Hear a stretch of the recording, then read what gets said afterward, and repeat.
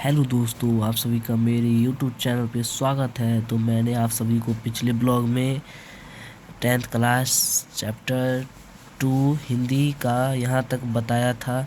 तो अब इस ब्लॉग में 6 नंबर से स्टार्ट करते हैं। तो चलिए आगे बढ़ते हैं।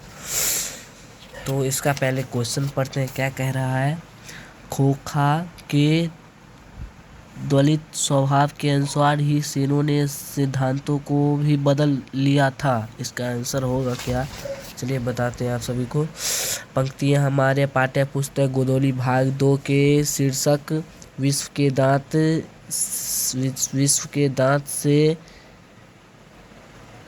लिया गया है। इस पंक्ति के माध्यम से हिंदी साहित्य के महान कहानीकार नलिन विलोचन शर्मा कहना चाहते हैं कि सेन साहब की 5 लड़कियां हैं जो बिल्कुल सभ्य और अनुशासित है, लेकिन ठीक इसके विपरीत खोखा बिगड़े बाप का बिगड़ा संतान है, जिसे अधिक लाड प्यार ना बिगाड़ने दिया उसकी गलती में इंजीनियर का सपना दिखाई देता है। अर्थात खोखा की संभावना उसके लिए अपने सिद्धांतों को भी बदल लिया है। तो चलिए आगे बढ़ते हैं। गौ नंबर क्या कह रहा है।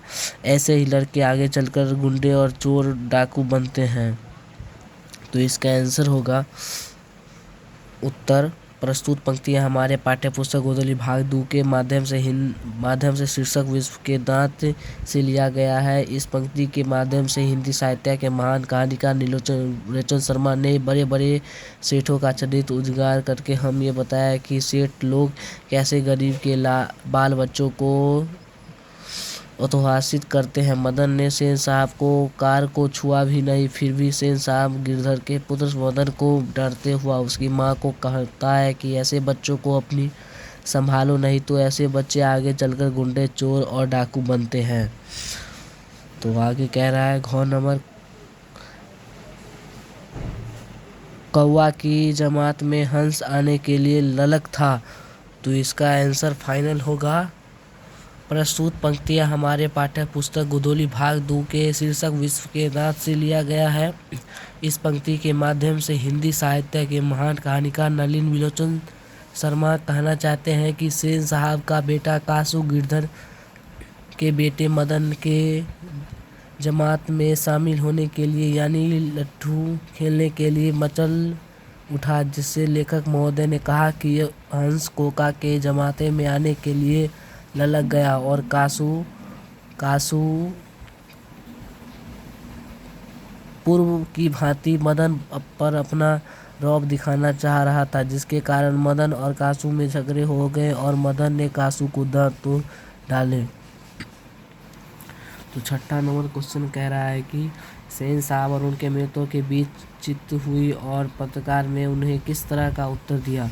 तो इसका फाइनल आंसर होगा जब सेन साहब और उनके मित्रों के बीच बातचीत शुरू हुई तो सबसे पहले सेन साहब अपने बेटे कासू के बारे में मौलिकता के साथ बरवान करने लगे कि मैं अपने छोटे को एक इंजन जमाने जा रहा हूँ। सातवां क्वेश्चन कह रहा है कि चलिए बताते हैं आप सभी को। मदन और ड्राइवर के बीच के विवाद के माध्यम से कहानीकार क्या बताना चाहते हैं।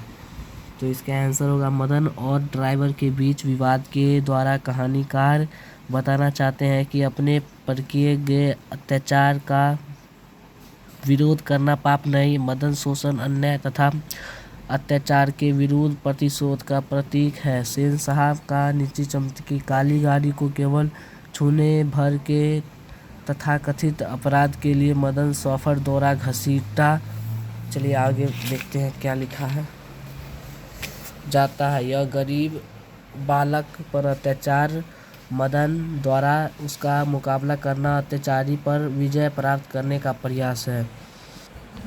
तो 8वां नंबर क्वेश्चन कह रहा है मदन और कासू के बीच झगड़े का कारण था। इस प्रसंग के द्वारा लेखक क्या दिखाना चाहते हैं।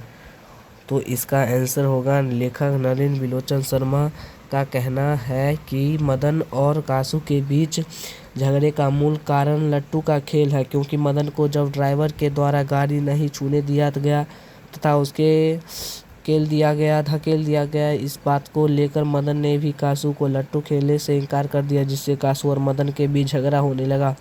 इस प्रसंग के माध्यम से लेखक बताना चाहते हैं कि बालक नादान होता है, वो अमीर और गरीब को वही देखता है और वह अपमान सहन नहीं करता है।